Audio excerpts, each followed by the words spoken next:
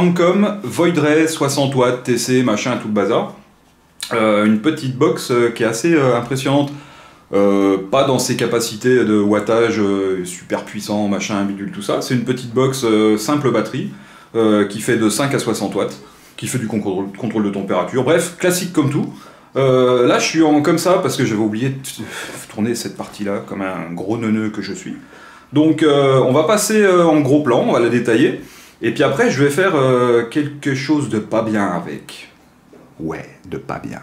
Allez, on se retrouve tout de suite en gros plan, on perd pas plus de temps. Ça rime en plus, ça tombe bien. Je fais plein de rimes dans mes vidéos, je sais pas si vous avez remarqué.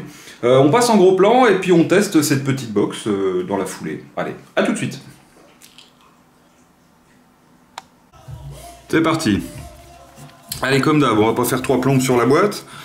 Il y a marqué Void Ray ici, il y a marqué la marque ici, le scratch code ici, 2-3 informations ici, dont la puissance maximale de 60 watts. La taille 105 par 90 par 40, l'adresse du fabricant, et le reste, on s'en tape. Voilà, hop, donc dans la boîte, on va retrouver la box qui va être ici comme ça. Voilà, on va la détailler dans 3 secondes. Le petit câble micro USB mignon tout plein, tout plat, avec voilà, c'est sympa, ça change un peu des micro USB classiques, vu qu'on en a 1 milliard. Celui-là, au moins, on sait qu'il appartient à la box. Là, on peut pas se tromper. Si on se trompe, ben voilà, c'est plus des lunettes qu'il nous faut, c'est un Labrador. En dessous, à l'intérieur, le guide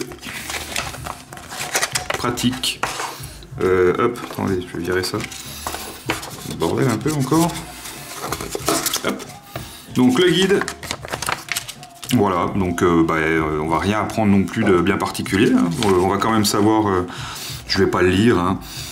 Si, tiens, je vais le lire. Donc, on a dit hein, qu'elle faisait 60 watts cette box. Souvent, sur les sites internet, souvent, on voit qu'il y a noté qu'elle fait de 7 à 60 watts. En fait, elle fait de 5 à 60 watts parce que je l'ai testé, puis c'est comme ça.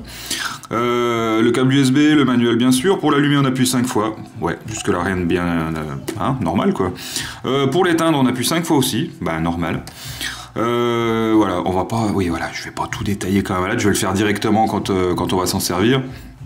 On voit surtout les limites hein, de voltage. Et puis tout le bazar. On s'en fout un peu. Le contrôle de température, je vais pas trop m'attarder dessus non plus. Je vais m'attarder sur d'autres choses sur cette box qui peuvent être intéressantes et rigolotes. Contrôle de température, on va en parler vite fait quand même. Hein. En contrôle de température, donc en Fahrenheit de 200 à 600, en Celsius de 100 à 300. On va pouvoir faire du NI, du TI, du SS, et puis voilà. On a un mode bypass que je vais vous montrer après. Les résistances minimum de 0,1. En mode classique, je crois que c'est même 0,2, normalement ils avaient noté quelque part, mais bon, là apparemment ils mettent 0,1. Et puis voilà, on va pas se prendre la tête, toutes les protections sont présentes dans cette box. Si vous voulez, je peux vous le lire en chinois aussi, non j'arrive pas. Allez, on va directement passer à la box. Donc, la box en elle-même, elle va se présenter comme ça. Alors... 2 possibilités, soit on la trouve super jolie, soit on la trouve moche. Moi perso, je la trouve intéressante. Ni jolie ni moche. Elle a un avantage, cette box, c'est qu'elle est super légère. À vide, là, comme elle est là, elle pèse 66 grammes. Alors, j'ai pas de truc à vous donner en idée. Par exemple, un atomiseur, ça a vite fait de peser 70 grammes.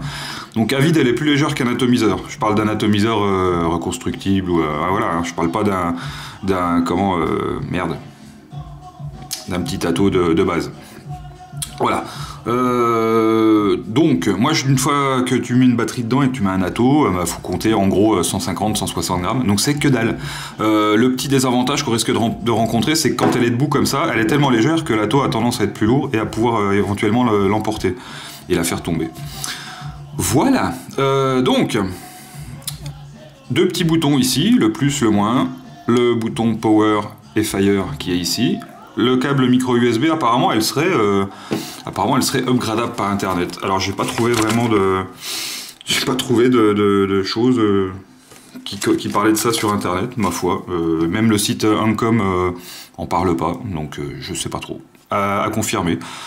Ces petits boutons sont un peu cliquis, on va l'entendre. Mais bon, voilà. Je pense pas que ce soit maintenant un critère de sélection, le bouton qui soit cliqué ou pas, l'essentiel c'est quand même que ça fonctionne. C'est vrai que si c'est plus doux, c'est pas plus mal, mais au moins quand c'est cliqué, on l'entend. Les évents vont être ici. pour le dégazage éventuel des batteries. Voilà. Voilà. Ici, donc, on va remarquer Uncom, donc la marque. Le merde. Comment ça s'appelle ça? Le top cap. Il est là. Il est sur ressort si tout va bien. Bien sûr, comme j'ai super bien préparé. Hop, voilà. Donc il est sur ressort et il est ici. Voilà, comme ça. Hein. C'est juste tenu avec ces deux petites vis là. Alors on n'est pas sur du Fat Daddy. Hein. On est sur du chez eux apparemment. Et puis voilà. Ici, là, donc, c'est par ici qu'on va mettre la batterie. Donc voilà. Et pour mettre la batterie, bah, vous allez me dire comment qu'on fait. Et bah, comment qu'on fait? On appuie sur ce bouton là qui dépasse. Là. Alors voilà, ça c'est le truc qui dérange le plus souvent les gens. C'est ce petit bouton qui dépasse. Les gens nous disent bah, pourquoi ils n'ont pas fait un bouton soit avec un creux ici sur lequel on peut appuyer, soit un truc qui dépasse moins. Bah, j'en sais rien, faut leur demander à eux directement. Je sais que l'avantage de cette petite box, enfin l'avantage, c'est pas un avantage, mais c'est quand on veut changer la batterie, on appuie sur ce bouton là et ça fait ça. Tac. Donc ça nous ouvre cette petite partie là, qui pareil, hein, qui est en plastique. Et cette petite partie là, donc elle a une languette là, voilà, qui vient donc à l'intérieur aussi. Cette petite languette dans laquelle on va venir mettre sa batterie. Il faut pas se tromper, le plus le moins. C'est un petit peu l'inverse des autres box en fait. Le plus va être en bas au lieu d'être au-dessus, comme souvent on peut rencontrer dans les autres box. À l'intérieur, on va se rendre compte aussi qu'on a, je sais pas si on va bien voir ici, à l'intérieur, on va se rendre compte aussi qu'on a un ressort. Et ce ressort, en fait, bah, c'est ce qui va permettre de comprimer là, et de repousser cette petite partie-là. Donc, oups, on vient mettre le plus, donc, à l'intérieur, tac, et le moins à l'extérieur. C'est noté ici, hein, de toute façon, plus là, moins là. On vient pas se tromper, y a un sens, hein, c'est-à-dire que cette petite languette-là, elle va venir se mettre sur cette petite languette ici. Et si on vient le mettre à l'envers comme ça, bah, de toute façon, ça bloque. Même si je tape, on peut rien faire. Et donc là, on vient la mettre et ça fait clic. Et c'est en place. Vous avez vu que j'ai tapé là comme ça. On se dit, putain, une petite box qui fait 60 grammes, faut peut-être pas trop lui taper sur la gueule. Je vais vous montrer quelque chose après. Vous allez comprendre qu'on peut faire pas mal de choses avec cette box. Voilà, ensuite, donc on a dit tout à l'heure, pour l'allumer, on appuie 5 fois. Tac, ça vient nous mettre Uncom, la Void Ray, et puis la puissance que vous aviez mis avant. Ça garde les réglages en mémoire hein, quand vous en êtes servi. Pardon. Et donc après, on va faire un tour simple du menu. Et de l'écran. Bah, l'écran, hein, c'est un écran un peu classique, j'ai envie de dire, qui ressemble un petit peu à du DNA 40. En haut, on va avoir les ohms, en bas, on va avoir les volts, à côté, les watts, et puis voilà. Pour rentrer dans le menu, on va appuyer sur le bouton Fire et moins, pendant 2-3 secondes. Et là, on va avoir plusieurs modes. Donc le mode... je recommence. Voilà, on rentre dans les différents modes qu'on peut rencontrer dans cette box. Le Work Mode, le menu sortir pour sortir, et le menu gaucher ou droitier. Donc je retourne dans le menu Work Mode, je valide. On va avoir du bypass, donc en bypass, bah, si on valide, je recommence. Si je parle trop, ça va pas le faire. Work Mode, alors soit en 1.5 200, soit en bypass, soit en power, soit en SS, soit en titane. Si on se met en bypass et que je valide, on va être en volt. Donc faites bien attention, si vous êtes en volt et puis que vous avez une batterie pleine charge, essayez de faire gaffe si vous avez une résistance à 0,015 ou 0,1 ou voire plus voire moins, de bien calculer votre puissance par rapport à votre truc, même si on est quand même un peu protégé par l'électronique. Je retourne dans le mode, donc Work Mode, tac, bypass, power, et puis si on se met en n'importe quel contrôle de température, ben on va se retrouver avec son contrôle de température. On va avoir les mêmes fonctions hein, que les autres box en contrôle de température, donc on va pas se prendre la tête, on peut loquer la résistance, tout le bazar, on va pas faire 3 plombes là-dessus. En plus, vu que 3/4 des gens n'utilisent pas le contrôle de température, ne me dites pas non, parce que c'est vrai, voilà. Si, il y en a un petit peu qui s'en servent en SS, parce qu'on peut s'en servir avec et sans le contrôle de température. Bref, voilà. Et après, le petit plot de rechargement ici. Et puis c'est tout. Voilà, il n'y a pas grand chose de plus à dire sur cette petite box. Si, elle se met en veille, moi j'ai retrouvé, alors c'est ce que c'est la mienne, est-ce que c'est une autre, ou est-ce que c'est comme ça, pour toutes. Je n'ai pas trouvé plus d'infos sur internet. Quand elle est trop longtemps en veille, par contre j'ai pas calculé le temps, parce que je m'en rends pas compte en fait. Quand elle est trop longtemps en veille, en fait, elle se rallume pas. Enfin, elle se rallume pas, elle s'éteint complètement, et il faut appuyer 5 fois pour l'allumer. Alors je pense pas que ça soit que la mienne qui fasse ça, parce que je vois pas pourquoi j'aurais un souci avec cette box, et puis que d'autres n'en aient pas. Pourquoi pas, je ne sais pas. Voilà, on va repasser en plan large, on va voir comment ça va. Et puis après, je vais vous montrer d'autres choses aussi sur cette box. Allez, à tout de suite. Bon, alors, comment que ça marche? Bah, ça marche normalement, j'ai envie de dire. Il y a une petite chose dont j'ai oublié de vous parler sur ce revêtement là. Le revêtement qui... Hop, je regarde la lumière. Ce revêtement qui est revêt cette box, ce revêtement il est censé être anti-rayure. C'est-à-dire que si je prends une pièce comme ça, faites ça avec une DNA 40 pour voir. Si je prends cette pièce comme ça et que je fais ça, normalement, voilà, après je fais ça avec mon doigt et il n'y a plus grand chose. Voilà. Je fais pour de vrai, hein, je fais pas comme ça. Hein. Voilà, je travaille pour de vrai, on voit là que ça fait des traces. Et puis après je fais ça avec mes petits doigts ou mes petites mains comme ça. Et hop, voilà. Hein, puis je peux le faire plus fort si vous voulez. Hein. Et ça fait des grosses rayures comme ça. Bien dégueulasse. Et après, hop, avec mon petit doigt. Et paf, il n'y a pratiquement plus rien. Vous voyez.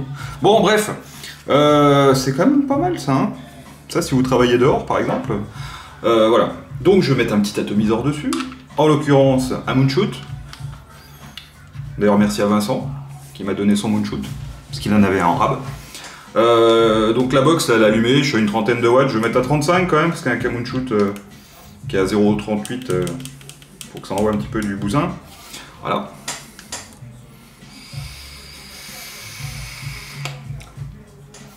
Donc, ah oui, j'oubliais avec le fond vert, faut pas que je crache comme ça, sinon ça fait dégueulasse. Ça marche pas mal, hein, c'est une petite box classique quoi. Excusez-moi, c'est pour le fond vert, c'est pas pour plus qu'il y ait de vapeur.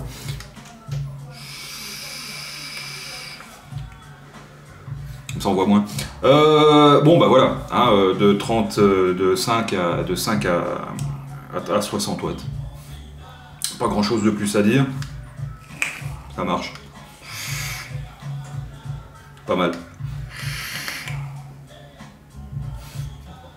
Je vais vous mettre des petites, pareil, comme d'hab, hein, maintenant avec le fond vert, des petites photos ici là, avec les specs, la taille par exemple, les dimensions, des specs aussi avec, alors c'est en anglais, excusez-moi, j'ai pas pris le temps de traduire. Bon, j'aurais pu faire un Photoshop, tout ça, mais comme je suis une grosse feignasse, je fais comme je veux d'abord.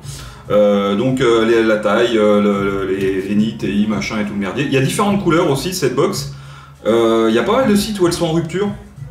Moi en ce qui me concerne, elle m'a été envoyée par Ifentop il y a quelques semaines de ça. Ça fait un moment que je la teste cette petite box. Ça fait un moment que je l'ai montrée à pas mal de gens.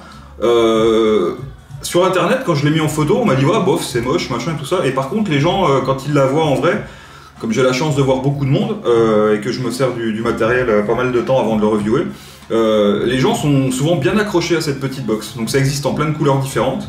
C'est assez costaud. Voilà, tiens d'ailleurs je vais vous montrer maintenant. Je vais laisser ma gueule là. Petite box, on peut lui taper dessus si on veut. Et on lui tape dessus et puis ça lui fait pas beaucoup de mal. Donc on prend un marteau. Voilà. On prend une table, un établi, on prend ce qu'on veut, on la pose. Alors c'est pas fait pour au départ, hein, ils vous vendent pas le marteau avec. Hein. Hop, on pose cette petite box sur la table, on prend son marteau, on lui fout 2-3 coups sur la gueule, et puis après, quand on regarde, il n'y a pas beaucoup de marques. Voilà. Donc je veux pas dire que c'est magique, hein, pour un petit truc qui fait 66 grammes, qui fait tout fragile comme ça, c'est plutôt pas mal. Donc les rayures, je vous ai montré déjà. Et puis elle est très résistante au choc. On va pouvoir la jeter du premier étage, du troisième étage. Alors, on a vu pas mal de vidéos où ils font ça, où il n'y a pas de batterie dedans quand même. Hein. pour éviter, j'en sais rien, qu'il leur pète à la gueule. Il n'y a pas la taux non plus, pour éviter de péter la taux, mais bon, on parle de la box en elle-même, hein, on parle pas de la taux. Si vous avez un dripper, je sais pas, un aéronaute ou un truc comme ça, puis que vous la balancez, elle va avoir tendance à tomber comme ça. Hein. Comme l'atomiseur va être plus lourd que la box, donc ce qui risque de prendre le plus, ça sera la taux si ça tombe de haut. Là, si on balance juste la box, comme là, du haut de votre balcon, je sais pas, vous êtes en train de boire un coup, vous avez 3 grammes, elle vous échappe avec ou sans la taux. Bon, avec la taux, désolé. Et elle n'est pas forcément foutue. Voilà, vous allez la reprendre, vous allez la chercher, vous regardez, et puis voilà, elle aura des petits accros, vous la rallumez, elle repart, c'est quand même plutôt magique. Et puis la dernière chose, alors ça c'est complètement con ce que je vais faire là, mais ma foi après tout je l'ai vu le faire, je me suis dit je vais tester, c'est peut-être des fakes, on verra bien. Et ça va pas vous arriver tous les jours non plus, hein, ça il y a de grandes chances. Vous pouvez rouler sur votre box avec votre bagnole. Voilà, tu sais, un jour vous dites tiens, je sais pas quoi faire aujourd'hui, et si je roulais sur ma box avec ma voiture, ah ça serait pas mal. C'est complètement con, je suis d'accord. Non, c'est pour vous montrer la solidité du revêtement en plastique de la box. Ça reste... quand on la prend comme ça, alors bien sûr, j'ai pas roulé sur la box avec la batterie dedans, je suis pas complètement con. C'est juste un test de solidité du plastique en lui-même. C'est pour vous montrer que si vous la faites tomber du haut de votre main, vous n'allez pas la casser. Hein, on est bien d'accord que... Voilà, faut pas être complètement débile et puis rouler dessus avec sa voiture juste comme ça parce que ah tiens je vais rouler dessus avec ma voiture. Voilà, tout simplement. C'est vraiment une bonne petite box dont je me sers uniquement en mode power parce que je me sers pas des autres modes parce que j'en ai rien à cirer. Au niveau de l'autonomie, on est pas mal. J'ai connu pire, d'ailleurs je vais vous parler du pire dans une prochaine... Enfin du pire, pas exagérer non plus, mais je vais vous parler de quelque chose de vachement moins autonome dans une vidéo à venir. J'en ai quelques-unes en retard là, parce que toujours une grosse feignasse. Hein. Et du coup, voilà.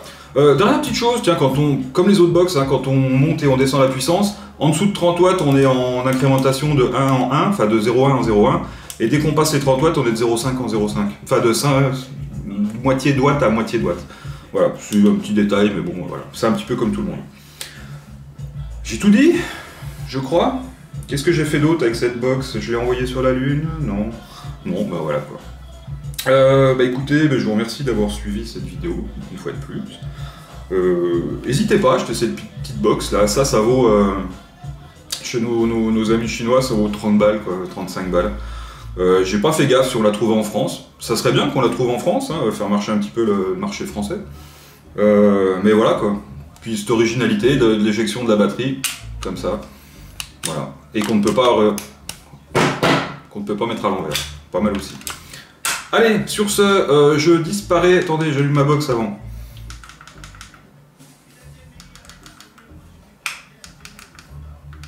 Avant de l'allumer, il faut que je mette la batterie dans le bon sens, c'est pas plus mal. Donc, je disais donc, sur ces bonnes paroles, j'allume ma box. N'oubliez pas, la vapote c'est mieux que la clope. Et puis je disparais dans un petit nuage de vapeur comme d'hab.